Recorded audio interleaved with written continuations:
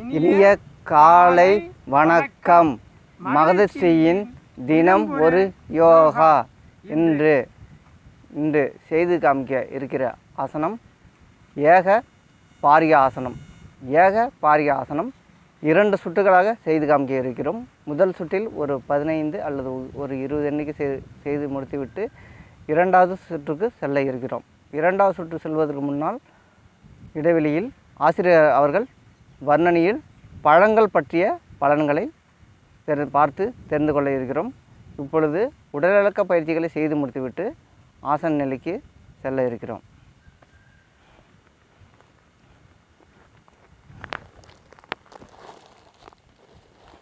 ஒன்று, 2, 3, 4, 5, 6, 7, 8, 9, 10. இப்போ கைகளுக்கான எளிய பயிற்சி 1, 2, 3, 4, 5. ஒரு ஆசன நிலைக்கு செல்ல இருக்கிறோம்.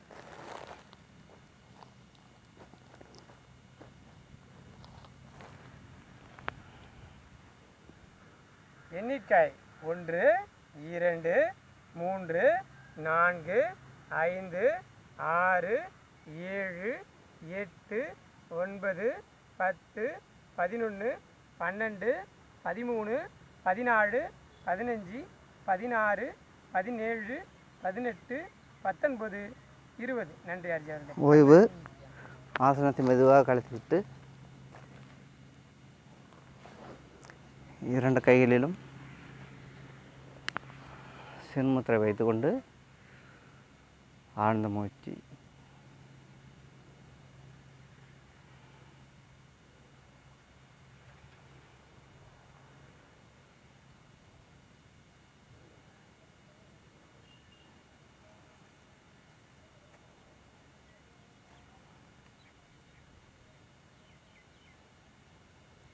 இப்பொழுது ஆசிரியர் அவர்கள் வர்ணனையில் பழங்கள் பற்றிய பலன்களை தெரிந்து கொள்ள இருக்கிறோம்.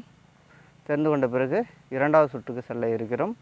2வது சுற்று செய்து முடித்த பிறகு ஏக பாரிய ஆசனம் செய்வதனால் ஏற்படும் நன்மைகளை தெரிந்து கொள்ள இருக்கிறோம்.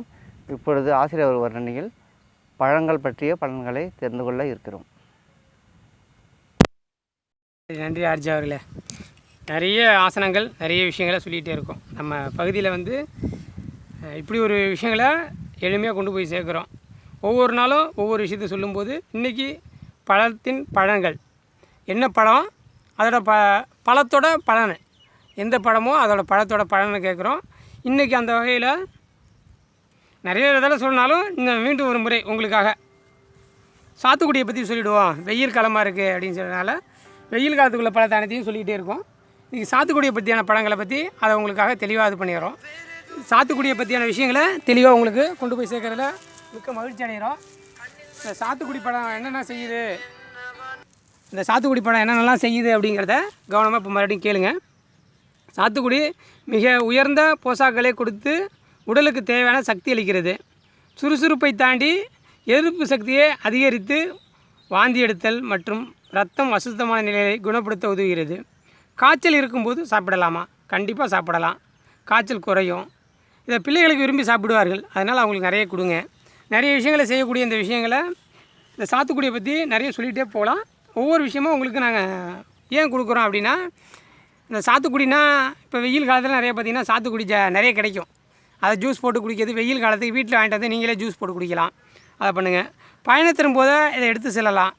உங்களுக்கு தேவையானப்போ ஜூஸ் போட்டு அதை வச்சுக்கலாம். இல்லை கையில் உரித்து சாப்பிட்டுக்கலாம். ஒன்றும் பிரச்சனை இல்லை. ஏன்னா உரித்து அப்பப்போ சாப்பிட்டுக்கலாம். அதனால் எந்த வித பிரச்சனையும் வரப்போகிறதில்ல.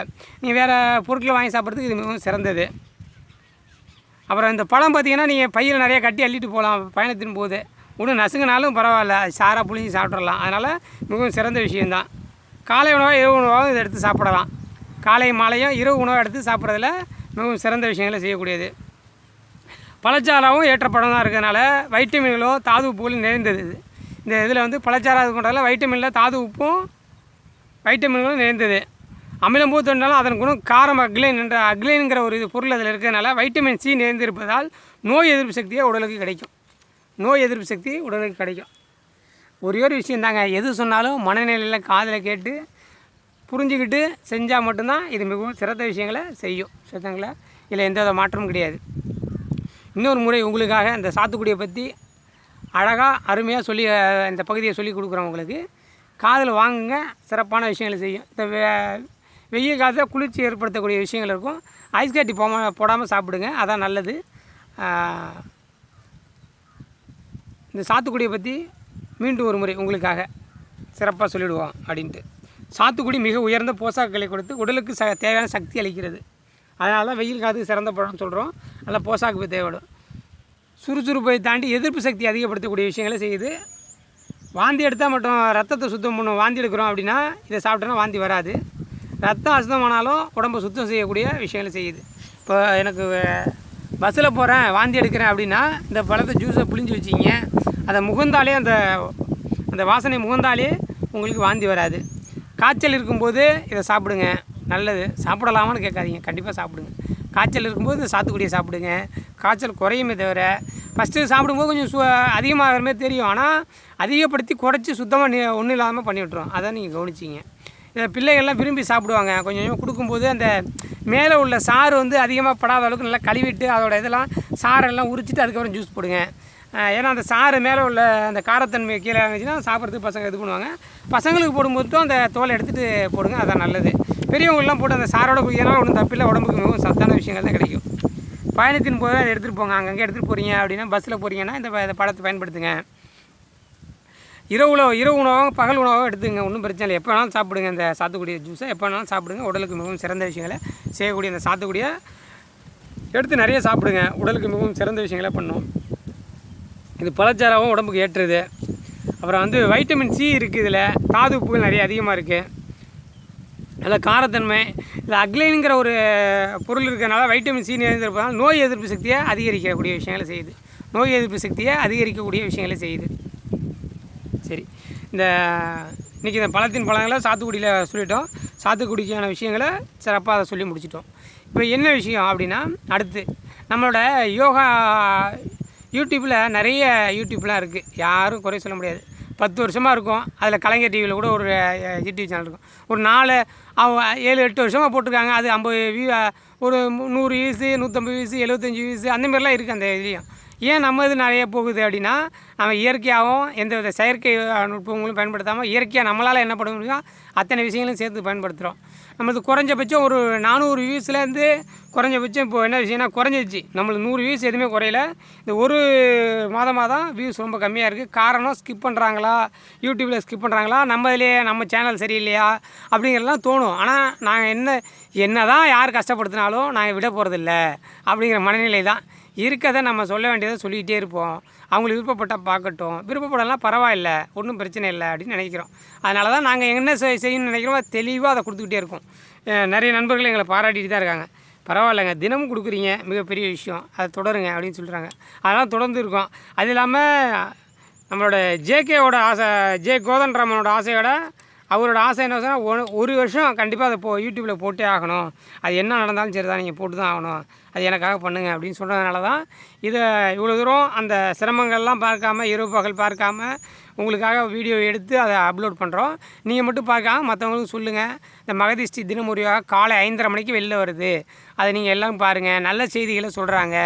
ஒரு இயற்கை வைத்தியங்கள், இயற்கை மூலிகைகள், அப்புறம் கருத்து கண்ணாயிரம் பகுதியில் கருத்து கண்ணாயிரம் பகுதியில் மிகப்பெரிய விஷயங்கள், நாட்டு நடப்புகளை பற்றி விஷயங்கள் அனைத்தும், அப்புறம் பழத்தின் பலன்கள், அப்புறம் ஆசனத்தின் பலன்கள் இவ்வளோ சொல்கிறோம். அதை நல்லா கவனமாக கேளுங்க அப்படின்னு உங்களுக்காக சொல்லி முடித்து மீண்டும் ஒரு முறை உங்களுக்காக இந்த ஆசனத்தை ஏக பாரிக ஆசனம் மீண்டும் ஒரு முறை உங்களுக்காக ஆர்ஜே அவர்கள் தொடருவாங்க. அதுக்கு முன்னாடி உரிய எளிய உடற்பயிற்சி ஆர்ஜே அவர்கள். ஆசிரியர் வர்ணனையை பழங்கள் பற்றிய பலன்களை தெரிஞ்சுக்கிட்டோம், சாத்துக்குடியை பற்றி தெரிஞ்சுக்கிட்டோம். நிறைய பேர்த்தில் என்ன ஒரு பயம் இருக்குன்னா, சாத்துக்குடிலாம் சாப்பிட்டா சளி பிடிக்கும் அப்படிங்கிற பயம் இருக்குது. அப்படிலாம் இல்லை. சாத்துக்குடி சாப்பிட்டோம்னா சளி கட்டுப்படுத்தி சளியை முற்றிலுமாக நீக்கிவிடும். நான் என்னோடய அனுபவத்தில் நான் சாப்பிட்ருக்கேன். நான் என்ன பண்ணுவேன்னா ஜீனி சேர்க்காம சர்க்கரை தான் போட்டு, நாட்டு சர்க்கரை போட்டது, நாட்டு சர்க்கரையில் நான் அச்சு வெல்லம் அது போட்டு நான் தொடர்ந்து சாப்பிட்டு சளியை வந்து கட்டுப்படுத்திருக்கேன். அதுமாரி இரவு உணவாக அதை வந்து உரித்து நம்ம சாப்பிட்டோம்னா சில பேர் மலச்சிக்கல்லாம் இருக்கும் இல்லையா, அவங்களாம் அந்த சொலையெல்லாம் எடுத்து சாப்பிட்டுட்டு அதுக்கப்புறம் உணவு எடுத்துக்கிட்டாங்கன்னா அந்த மலச்சிக்கல்லாம் கூட தீர்றதுக்கு நிறைய வாய்ப்பு இருக்குது. அதனால் சாத்துக்குடிலாம் சாப்பிட்டு இயற்கையான உணவுலாம் சாப்பிட்டு நல்லா ஆரோக்கியமாக இருங்க. இப்பொழுது ஏக பாரி ஆசனம் 2வது சுற்றுக்கு செல்ல இருக்கிறோம். அதற்கு முன்னால் உடலுக்க பயிற்சிகள் செய்து முடித்துவிட்டு ஆசன நிலைக்கு செல்ல இருக்கிறோம். 1 2 3 4 5 6 7 8 9 10. இப்பொழுது கைகளுக்கான எளிய பயிற்சி. 1 2 3 4 5 6 7 8 9 10.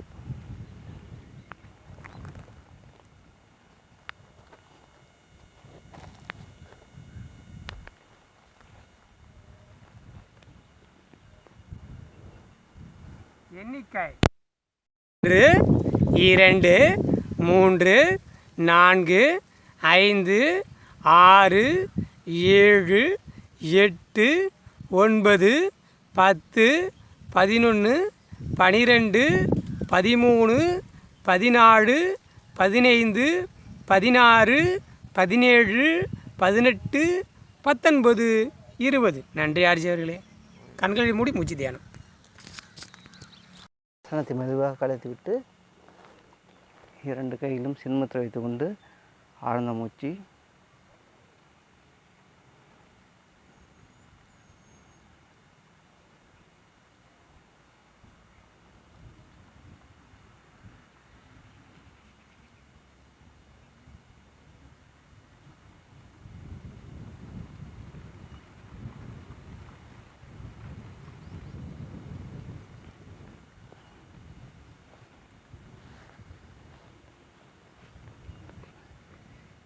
ஏக பாரியாசனம் 2 சுற்றுகள் செய்து முடித்து விட்டோம். ஏக பாரியாசனம் செய்வதனால் ஏற்படும் நன்மைகள்: வெரிகோஸ் நோய் குணமடைகின்றன. நரம்பு சுருட்டல் என அழைக்கப்படுகின்ற வெரிகோஸ் நோய் முற்றிலும் குணமடைகின்றன. அனைத்து நரம்பு மண்டலங்கள் பலம் பெறுகின்றன. இரத்த ஓட்டம் சீரடைகின்றன. மூட்டு வலி வராமல் தடுக்கப்படுகின்றன. கை கால்கள் பலம் பெறுகின்றன. தியானம் மற்றும் தவத்திற்கு ஏற்ற ஆசனமாக இந்த ஆசனம் கருதப்படுகின்றன. ஏக பாரி ஆசனம் செய்வதனால் ஏற்படும் நன்மைகள் இன்னொரு முறை பகிர்ந்து கொள்கிறேன். வெரிகோஸ் நோய் குணமடைகின்றன. அனைத்து நரம்பு மண்டலம் பலம் பெறுகின்றன. இரத்த ஓட்டம் சீரடைகின்றன. மூட்டு வலி வராமல் தடுக்கப்படுகின்றன. கை கால்கள் பலம் பெறுகின்றன. தியானம் மற்றும் தவத்திற்கு ஏற்ற ஆசனமாக இந்த ஆசனம் கருதப்படுகின்றன. ஏக பாரி ஆசனம் செய்வதனால் ஏற்படும் நன்மைகளை தெரிந்து கொண்டோம். நாங்கள் உங்களுக்கு அளிக்கக்கூடிய ஆசனங்கள்லாம் எளிமையான ஆசனம் அதிகமாக நாங்கள் கொடுத்துருக்கோம். அதெல்லாம் பார்த்து செய்து பழகி நல்ல பலன்களை அடைய கேட்டுக்கொள்கிறோம். நாங்கள் கொடுக்கக்கூடிய ஆசனங்களை செய்து பழகி அதில் உள்ள கமெண்ட்ஸ்லாம் எங்களுக்கு தெரியப்படுத்துங்க. இப்பொழுது ஆசிரியர் அவர்கள் வர்ணனையில் கருத்து கண்ணாயிரம் இறுதி பகுதிக்கு வந்துவிட்டோம். அவர்கள் உரையில் சில கருத்துக்களை பார்த்து தெரிந்து கொள்ள இருக்கிறோம். இப்போ ஆர்ஜியை பார்த்திங்கன்னா சுருங்க சொல்லி பெருக விலகுங்கிறது அவரோட கருத்து. நம்ம பெருக சொல்லுவோம், சுருங்க புரிஞ்சிட்டாலும் பரவாயில்ல, பெருகு புரிஞ்சிட்டாலும் பரவாயில்லன்னு சொல்லக்கூடிய விஷயங்கள் தான் நம்மளோட இது. இப்போ இந்த பலன்கள் பார்க்கும்போது இந்த அழகாக சொல்லிட்டார், வெரிகோஸ்லாம் வராது. அப்புறம் இந்த வயிறு சம்மந்தப்பட்ட பிரச்சனைகளும் சரி செஞ்சிடும். அதில் அப்புறம் மார்பகங்கள், நுரையீரல், இதயம்லாம் நல்லா சிறப்பாக செயல்படுறதுக்கான மிகப்பெரிய ஆசனம். தியானத்துக்கு சிறந்த ஆசனம் இது. தியானம்லாம் செய்யணும்னு ஆசைப்பட்டீங்கன்னா இந்த ஆசனங்களை செய்ய செய்ய செய்ய செய்ய தியானம் வந்து ஈஸியாக வந்து கண் மூடி உட்காந்துரும். உங்களோட கரு நெத்தியில் நம்மளோட புருவத்தை கரெக்ட் பண்ணி பார்த்துடலாம். அத்தனையும் நம்ம கண் முன்னாடி யார் இருக்காங்கங்கிறது நம்ம கண்ணை மூடி சொல்ல முடியும். அந்தளவுக்கான விஷயங்களை கொண்டு போய் சேர்க்கிற தியானத்துக்கு மிக சிறந்த ஆசனம் தான். சரி, இன்றைக்கி கருத்து கண்ணாயிரம் பகுதி என்ன சொல்ல போகிறோம் அப்படின்னா, பொன்மொழிகளை சொல்லிகிட்டு இருக்கோம். ஒரு 5 பொன்மொழிகளை சொல்லிகிட்டு இருக்கோம். அந்த 5 பொன்மொழிக்கான விளக்கங்களையும் சொல்லிகிட்டே இருக்கோம். அந்த இன்றைக்கி ஒரு 5 பொன்மொழியை சொல்லிவிட்டு நாளைக்கு ஒரு 2 மட்டும் மிச்சம் இது பண்ணுவோன்ட்டு. இப்போ வந்து உணவை குடி, நீரை உண். ஆடுதுறை இயக்க மருத்துவ சங்கத்துக்கு வந்தீங்கன்னா, கூட்டத்துக்கு வந்தீங்கன்னா நேராக உங்கள் எதிர்க்கு நேராக அந்த இது கண்டிப்பாக இருக்கும். கண்ணில் படாமல் தென்படாமல் நாங்கள் சொல்கிறது எல்லாமே அங்கே தான் இருக்கும். நீங்கள் பார்த்துக்கலாம். உணவை குடி, நீரை உண். உணவை குடினா எப்படிங்க? உணவை எப்படிங்க குடிக்க முடியும் அப்படின்னா, ஆமாம், மிக்சியில் அடித்து குடிக்க சொல்லலை. வாயால் மென்று கூழாக்கி உமிழ்நீரோடு கலந்து சாப்பிட்ற கூழாக்கி சாப்பிடுங்க. நீரை உண். எப்படிங்க நீரை உண்றது அப்படின்னா, வாயில் தண்ணியை ஊற்றி பொறுமையாக அப்படியே கொஞ்சமாக அப்படியே முழுங்கி அப்படியே இதமாக உள்ளார இருக்குங்க. அதான் நீரை உண். அதுதான் சொல்கிறோம். சரிங்களா? நோய் பல அல்ல, வலியும் பல அல்ல. என்னடா நோயும் பல இல்லைங்கிறாரு, வலியும் பல பல. வழி நடைபாதை இருக்குங்களா, அந்த வழியும் பல அல்ல. கை வலி கால் வலி சொல்கிறோம்ல, அந்த வழியில் வழி. பாதைகள் சொல்கிறோம்ல, அந்த வழியும் பல அல்ல. நோயும் பல அல்ல, வலியும் பல அல்ல. அது முதல்ல எதுவுமே இல்லை. அதான் உண்மை. நம்ம இயற்கையாக வாழ்ந்தோம்னா எந்த விதமான விஷயங்களுக்கும் போக வேண்டிய அவசியம் இல்லை. நோயும் வராது, பல வழிகளிலும் போய் நம்ம எதுவும் அவஸ்தைப்பட வேண்டிய அவஸ்தையும் இல்லை. ஆனால் நோயும் பல இது பண்ணி நோயும் வராது அப்படிங்கிறத தெளிவாக சொல்கிறோம். அந்த விஷயத்தை தான். நோயும் பல அல்ல, வலியும் பல அல்ல. சமைக்காத உணவு சத்துள்ள உணவு. இப்போ சமைச்சினா உணவில் என்ன ஆகும்? இருக்க உயிரணுக்கள் அனைத்தும் செத்துச்சுன்னா அப்புறம் எப்படி அதில் உணவில் நல்ல இது இருக்கும்? அதனால் சமைக்காத உணவே சிறந்த உணவு. அனைவருக்கும் சிறந்த விஷயங்களை செய்யக்கூடிய, நல்ல பக்குவப்படுத்தக்கூடிய விஷயங்களை செய்யக்கூடியது சமைக்காத உணவு. நிறைய முறை சொல்லிகிட்டு இருக்கோம். சமைக்காத உணவு உடலுக்கு மிகவும் சிறந்தது. மலச்சிக்கலை சரி செய்யக்கூடிய விஷயங்களை பண்ணும். உடலுக்கு மிகவும் ஏற்ற உணவுன்னா சமைக்காத உணவு தான் உடலுக்கு ஏற்ற உணவு. முடிந்தால் அனைவரும் பின்பற்றுங்கள். நான் குறுகிய காலத்தில் இயற்கை உணவாக சாப்பிடுவதாக முடிவு செய்துள்ளேன். குறுகிய காலம்னா ஒரு 5 வருஷம் வெயிட் பண்ணிட்டு 5-6 வருஷத்துக்கு அப்புறம் 50 வயது இப்போ கிடக்கணுங்க மனநிலை. எல்லாத்தையும் வயது சொல்கிறோம், பரவாயில்ல. 50 வயது கிடக்கிறவங்க எல்லாருமே இயற்கை, ஒரு 45 வயசுக்கு போனால் இயற்கை உணவுக்கு மாறுங்க. ஒவ்வொரு வேலையாச்சும் மாறுங்க.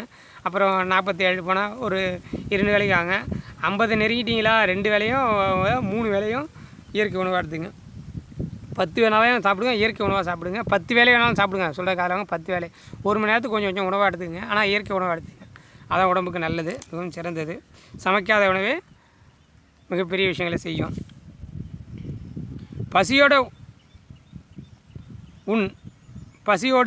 உண்டு எழு. என்னென்ன பசியோடு உண்ணு அமர்ந்து சாப்பிடுங்க. பசியோடு உண்டு எழு.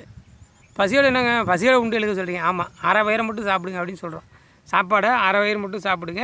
பசியோடு உண்ணு, பசிச்சு சாப்பிடு. அரை வயிற்றுக்கு சாப்பாடு. சரிங்களா? அதுங்க உடல்லையும் வேலைகள் செய்யக்கூடிய மிஷின்லாம் இருக்குது நம்மள்கிட்ட. வயிறில் பெருகுடல், சிறுகுடல், கல்லீரல், கணையம், மண்ணீரல் எல்லாமே நம்ம சாப்பிட்ட பிறகு இவ்வளோ விஷயமும் செய்யணும், வேலை செய்யணும். அங்கே வயிற்றில் உள்ள பகுதி எல்லாமே சிறுநீரகம், அது எல்லாமே A to Z எல்லாமே பிரித்து வேலை செஞ்சு அது ரத்தத்தில் கொண்டு கலக்கணும். சரிங்களா?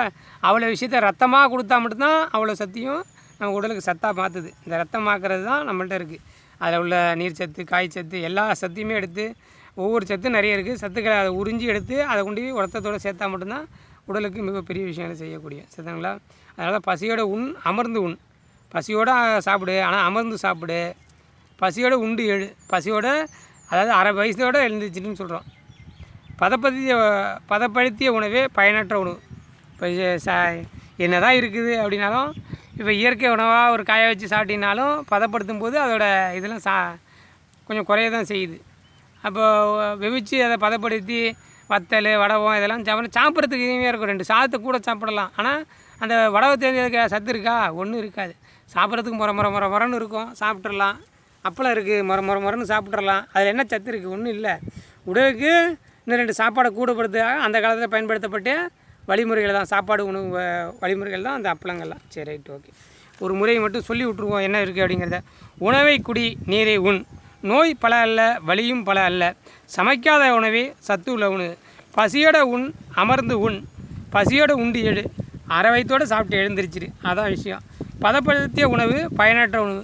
எந்த உணவும் பதப்படுத்தி சாப்பிட்ணுன்னு நினச்சோம்னா எதுவுமே வேஸ்ட்டு, எதுக்கும் உடலுக்கு வேஸ்ட்டு தான் அப்படிங்கிறத தெளிவுபடுத்தியிருக்கோம். சரி, நன்றி. இன்றைக்கி இந்த ஆசனம்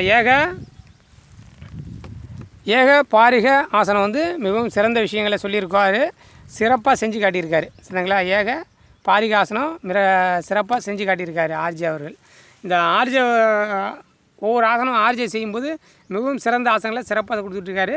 நம்ம வந்து ஒரு 210க்கு மேலே ஆசனங்களை கொடுத்துட்டோம். சரிங்களா? 210 ஆசனங்களுக்கு மேலே எப்படின்னா 218 ஆசனங்கள் இது வரைக்கும். கரெக்டாக சொல்லணும்னா 218வது ஆசனம் இன்று வெளில வந்திருக்கு. 218வது ஆசனம். அதுவும் 218 ஆசனத்தில் நின்று செஞ்ச ஆசனம்னு பார்த்தீங்கன்னா நம்ம அன்பழகன் ஐயா தான் ஒரு 4-5 செஞ்சுருப்பார், 4-3 செஞ்சுருப்பாங்க. மிச்சம் எல்லாமே உட்காந்து செய்யக்கூடிய ஆசனங்கள் தான். யாராச்சும் ஒருத்தவங்க அதுமாரி போட்டிருப்பாங்களா யூடியூப்பில்? கண்டிப்பாக நடந்திருக்காது. நம்ம மட்டும்தான் அதை அத்தனையும் செஞ்சுருக்கோம். இன்னும் எவ்வளோ செய்ய முடியுமோ செய்வோம். சரி, இப்போ ஆர்ஜி அவர்கள் உங்களுக்காக இறுதி தகவல் உங்களுக்காக. உங்களுக்கு வந்து தொடர்ந்து நாங்கள் வந்து யோகா எளிய பயிற்சிலாம் பண்ணிவிட்டு சிறந்த ஆசனங்கள்லாம் உங்களுக்கு வழங்கிட்டுருக்கோம். அதை பார்த்தா மட்டும் பத்தாது, அதை பார்த்து வந்து பழகி செய்து பார்த்து பலன்கள்லாம் அடையிறதுக்கு கேட்டுக்கிறோம். நீங்கள் அடைஞ்ச வந்து பலன்களை வந்து கமெண்ட்ஸாக எங்களுக்கு கொடுங்க. சிறந்த ஆசனங்கள்லாம் நிறையா போட்டுக்கிட்டுருக்கோம். நல்லா மாணவர்களெல்லாம் கற்றுக் கொடுங்க. இந்த வந்து யோகா வந்து ஒரு அழிஞ்சு கொண்டு இருக்கிறது. அதெல்லாம் காலப்போக்கில் அப்படியே ரொம்ப இப்போ யாருமே பண்ணுறதில்ல, அப்படியே அழிஞ்சி போயிட்டுருக்கு. அதெல்லாம் இல்லாமல் தொடர்ந்து இது வந்து இன்னும் வளர்ந்து நம்ம எல்லாருமே ஆரோக்கியமான வாழ்க்கை வாழணும். அது வந்து சித்தர்கள்லாம் கண்டுபிடிச்சது பழையங்கால பயிற்சி இது. இதெல்லாம் தொடர்ந்து செய்து உடம்பையும் மனதையும் ஆரோக்கியமாக வைத்து கொள்ளுங்கள். நாங்கள் கொடுக்கக்கூடிய ஆசனம் வந்து எளிமையான ஆசனமும் நிறையா கொடுத்துருக்கோம். அதெல்லாம் செய்து சிறந்த பலன்களை அடைய கேட்டுக்கொள்கிறோம். இந்த மகதேசியின் தினம் ஒரு யோகா வந்து காலையில் 5:30 மணிக்கு பிரம்ம முகூர்த்தத்தில் வெளியிடுறோம். பார்த்து எல்லாம் பலனடைங்க. லைக் பண்ணுங்கள், ஷேர் பண்ணுங்கள், கமெண்ட் பண்ணுங்கள், சப்ஸ்கிரைப் பண்ணுங்கள். தொடர்ந்து பார்த்து எங்களோட வந்து முயற்சிக்கு வந்து உதவிடுங்கள். நன்றி, வணக்கம். சந்திப்போம். நன்றி, வணக்கம்.